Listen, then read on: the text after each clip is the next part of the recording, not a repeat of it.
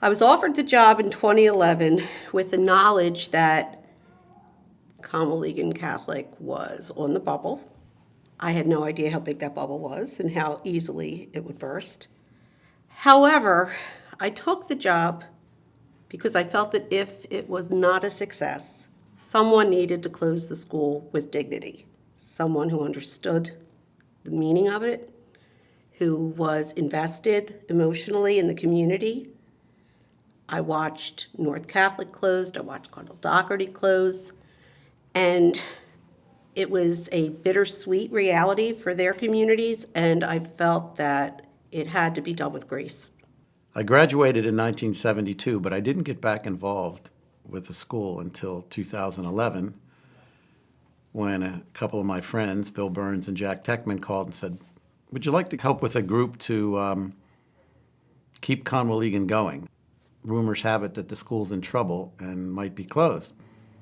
They said, well, we want you to meet the president, Janet Dollard. So I met Janet, and there's no way I could say no to Janet. And she was really a driving force at this time. So we began to anticipate the worst and how do we convince the powers to be to keep us open. So several of us made multiple trips into the city to get in front of the Blue Ribbon Committee, who gave us our time to argue our case as to why you shouldn't close the school. It was important to the Lower Bucks community. It has a long, glorious history. Give us a chance was basically our message. Give us a chance to rally the great Conwell community. And we thought we could make a go of it. Well, we took our shots at it, and they basically said, sorry, the Archdiocese can't support it anymore. So in January in 2012, when I was a junior, they scheduled an assembly for us to come down at the end of the school day, which was kind of different because we usually have the assemblies in the beginning of the school day. So we kind of knew something was up, but we didn't really know anything. They didn't tell us anything. And they make an announcement that 4 of the archdiocesan high schools will be closing, and Conwell is going to be one of them. And I just remember being in shock. There was a lot of emotions going on in the room. I just remember taking everything in at one time. There were people yelling over on the right side. Some people got up on the left side. So many tears. I remember that night we went to one of my friend's house, the whole group of us, and we had been best friends since freshman year, and we just sat there and watched the news the entire night because it was talking about the closing the entire time. And we just sat there with blank emotions on our faces, just thinking we are not going to get to graduate together, you know, the 10 of us that have been best friends for years. We were made aware that there was an announcement coming. We weren't sure whether it was, we were open or closed, but having been involved for the year before that and knowing the rumors, I wasn't very hopeful that they were going to announce us staying open. So it was heart-wrenching. And as a parent, not only as a coach here, my son was a junior. I graduated from here. His 3 sisters graduated from here. My wife graduated from Conwell. So it was kind of a family affair for us. And to think that our son, our last child, was not going to be able to graduate from the same high school was really disheartening. When the people in the room heard the announcement, it was me telling them.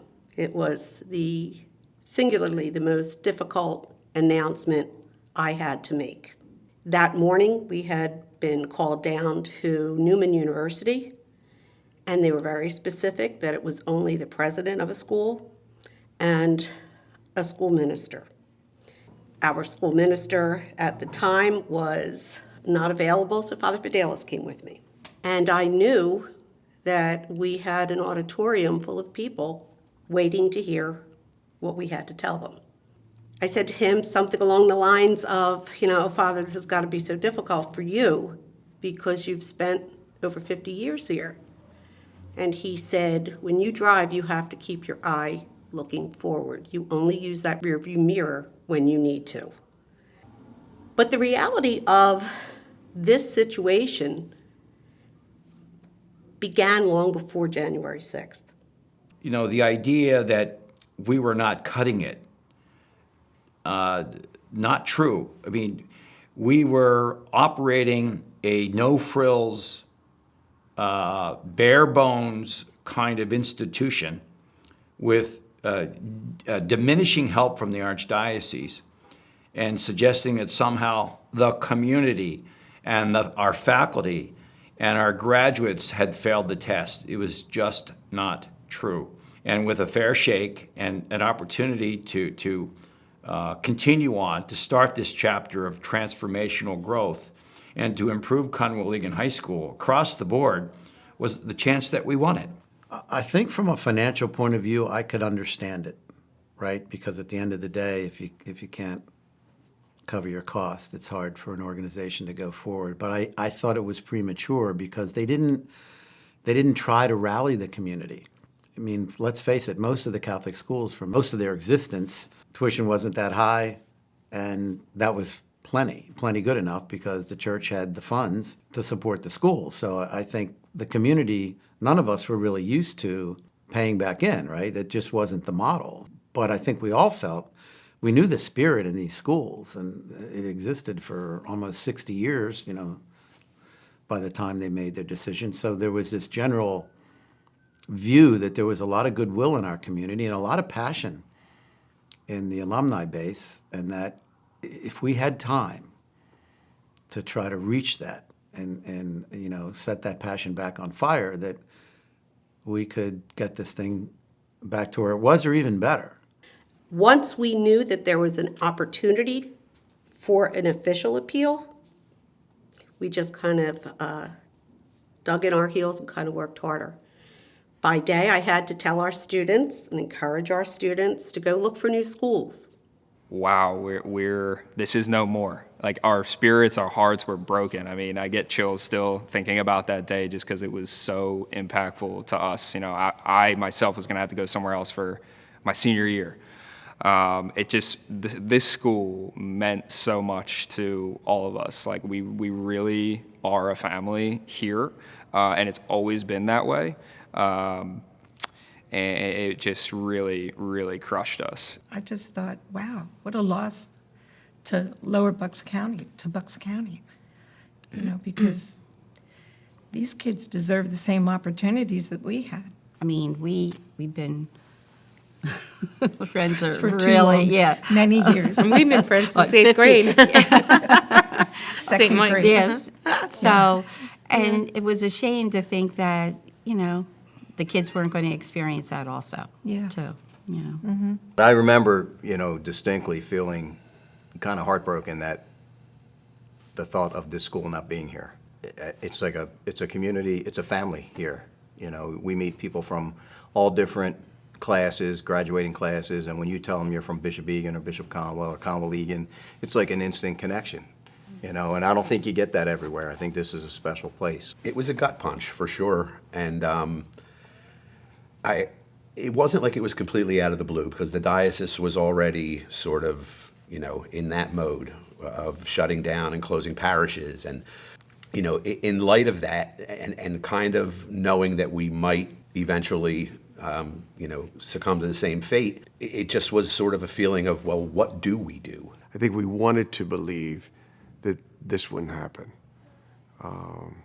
But as we talked amongst each other, we really didn't have something to say to the Archdiocese that we believe would be persuasive enough to keep us open.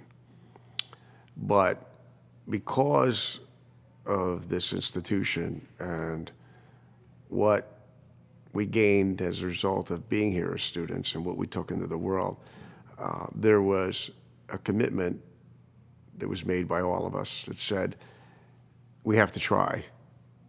And try we did.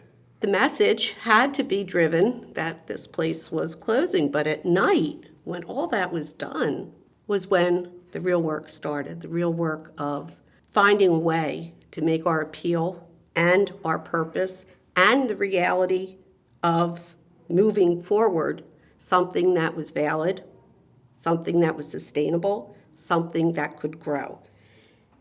That happened. It happened with the absolute time, treasures, and talents of some of the most vibrant leaders in our area, and it would not have happened without them. In all candor, I was bugged that this proud archdiocese that really wrote the book on how to deliver sound effective Catholic education would take away this building from, so many parents.